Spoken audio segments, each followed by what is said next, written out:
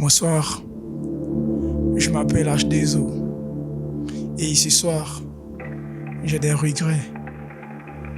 Comme on honore rarement ceux-là qui, depuis là-haut, prennent tous nos décrets. C'est que le multipartisme annoncé comme un héros s'est finalement érigé en multitribalisme. De la capitale au plus reculé des hameaux, on assiste qu'à une montée du cannibalisme. L'homme abat froidement l'homme quand il ne bat pas la femme. Et quand tu veux te plaindre, bah on te la ferme. On m'a dit que la charité bien ordonnée commence par soi-même. Depuis, je prie que nos dirigeants ne soient plus charitables. C'est vrai qu'ils sont différents. Enfin, je déconne, ils sont tous les mêmes. Mais on les supporte en attendant d'en faire don au prochain printemps à la Caritas.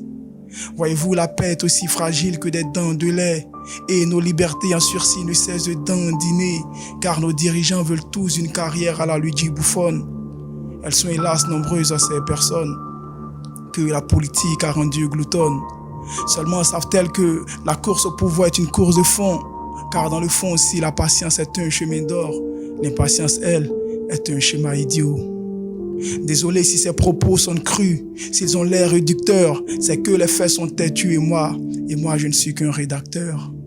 Bonsoir, je m'appelle H2O et ce soir, j'ai des secrets. Comment nommer tellement ceux-là qui, depuis là-haut, prennent tous nos décrets? Ils nous l'ont dit et là, je n'invente rien, bonnet blanc, c'est blanc, bonnet. Alors quand ils transforment France-Afrique en Afrique-France, dites-moi, c'est quoi le projet? On rêve tous de l'avoir volé comme un cerf-volant. Mais quand pour des biais l'économie ne cesse de se faire violer, eh bien tu comprends qu'il y a ceux-là qui sont écervelés et ceux qui ont le cerf-volant.